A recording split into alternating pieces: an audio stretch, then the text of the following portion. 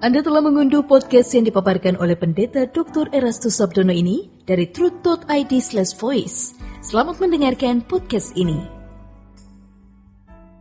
Shalom saudaraku, salam sejahtera. Kebenaran hari ini berjudul pelayanan yang benar. Para teolog dan pemimpin gereja adalah para pihak yang paling bertanggung jawab atas keadaan kekristenan yang telah begitu merosot dan mengalami penyimpangan. Selain tentunya pengurus sinode atau pusat pemerintahan gereja. Sebab mereka adalah orang-orang yang dipandang oleh jemaat awam atau umat sebagai perwakilan Allah untuk mengatur gereja. Banyak jemaat awam atau umat merasa tidak memiliki akses langsung kepada Allah seperti yang dimiliki oleh para pemimpin gereja, sehingga umat begitu mempercayai mereka ya sebagai wakil-wakil mereka untuk berurusan dengan Allah. Kalau di zaman perjanjian lama seperti imam-imam, ya seperti imam besar begitu, saudaraku.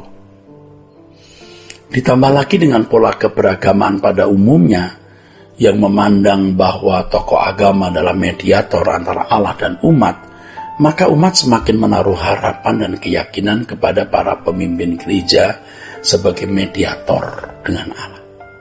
Betapa rusaknya kehidupan iman orang percaya kalau para pemimpin gereja tidak mengalami perjumpaan dengan Allah dan tidak hidup berjalan dengan Dia. Berhubung dunia sudah menjadi begitu rusak, sementara jemaat tidak memiliki kepekaan sama sekali dalam memahami kebenaran, maka banyak jemaat terseret pada kehidupan keberagamaan. Bukan Injil sejati, yaitu kehidupan Yesus yang harus dikenakan atau diperagakan. Hampir-hampir tidak ada umat yang benar-benar telah mengalami perjumpaan dengan Allah. Ya, sebab pemimpinnya sendiri tidak mengalami perjumpaan dengan Allah.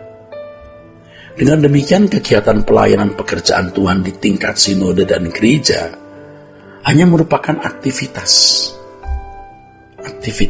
keagamaan, ya yang sama dengan semua agama di dunia. Ini adalah kemerosotan, saudara. Kemerosotan di dalam gereja yang sudah berlangsung selama berabad-abad belakangan ini. Nah, ironisnya hal ini sudah dianggap wajar menjadi standar kekristenan seluruh dunia. Orang Kristen yang hidup kekristenannya hanya sampai taraf keberagamaan tidak bisa hidup dalam perdamaian dengan Allah. Kekristenan pada dasarnya adalah jalan hidup, bagaimana menjalani hidup sebagai anak-anak Allah. Yaitu jalan hidup orang-orang yang mengalami perubahan hidup untuk bisa berkeadaan segambar dan serupa dengan Allah. Itu kekristenan intinya begitu, saudara. Bagaimana menjalani hidup seperti hidup yang Yesus jalani.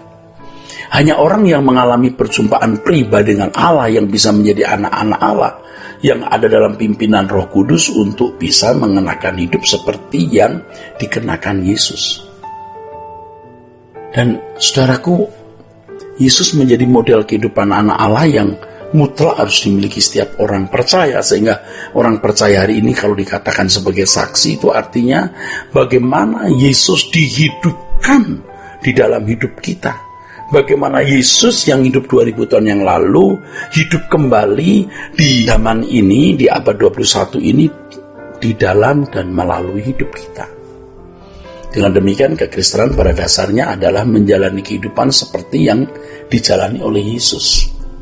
Itulah sebabnya firman Allah mengatakan agar orang percaya menjadi serupa dengan Yesus, atau memiliki pikiran dan perasaan yang terdapat juga pada Yesus Kristus.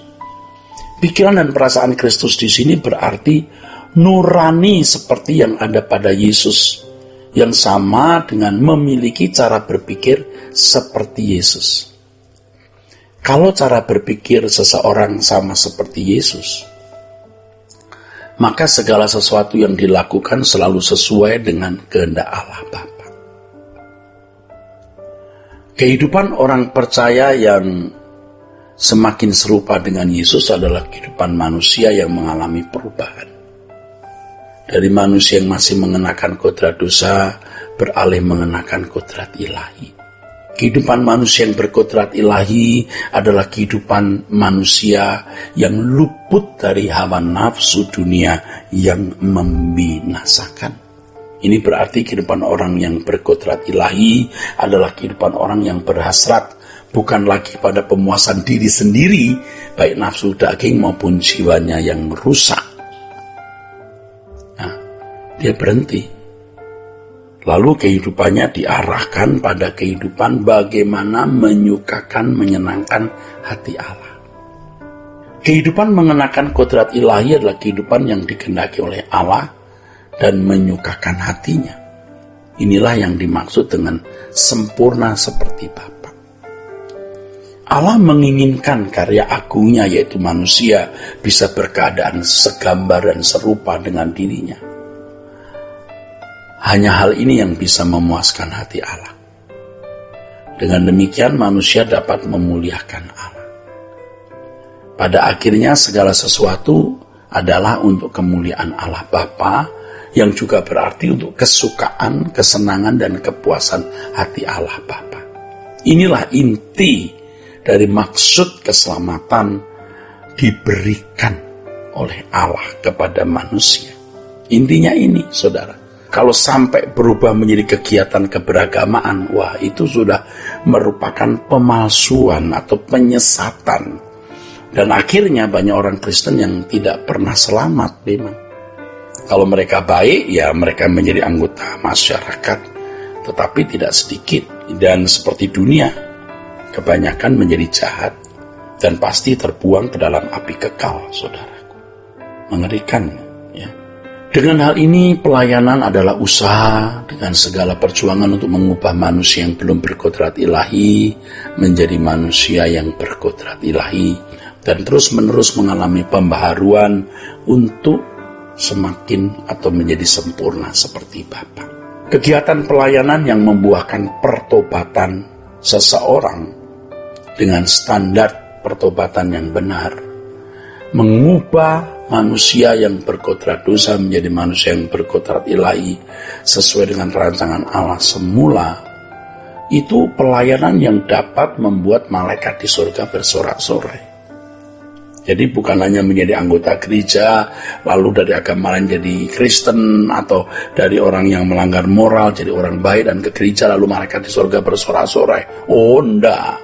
Orang yang mengalami perubahan kodrat dari pertobatan-pertobatan yang sungguh, dari keadaan yang berkodrat manusia menjadi seorang yang berkodrat ilahi, baru itu namanya tertulis dalam kitab kehidupan anak domba, dan itu mendatangkan sorak-sorai dan sukacita.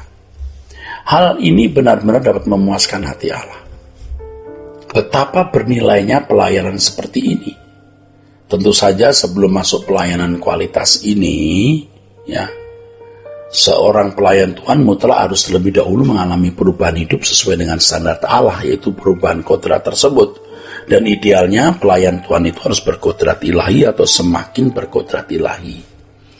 Kalau Allah benar-benar ada dan hidup, seharusnya kita memiliki pengalaman nyata dengan Dia, sama seperti realitas hubungan interaksi kita dengan seseorang di dunia ini, saudaraku.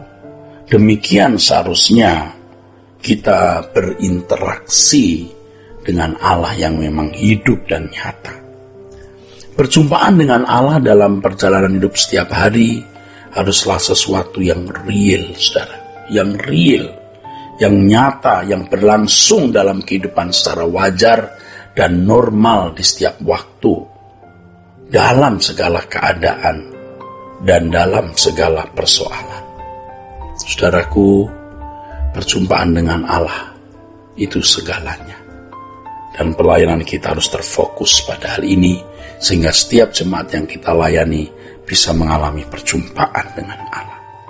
Tuhan memberkati saudara. Sola Gracia. Untuk berlangganan renungan harian dalam bentuk cetak, silakan hubungi Truth Literatur di nomor telepon 0878 7870 7000. Untuk mendapatkan CD khotbah, MP3 renungan Truth, dan CD album lagu produksi Sola Gracia, Anda dapat menghubungi di hari dan jam kerja di nomor telepon 021 638 60953. Tuhan Yesus memberkati. Solat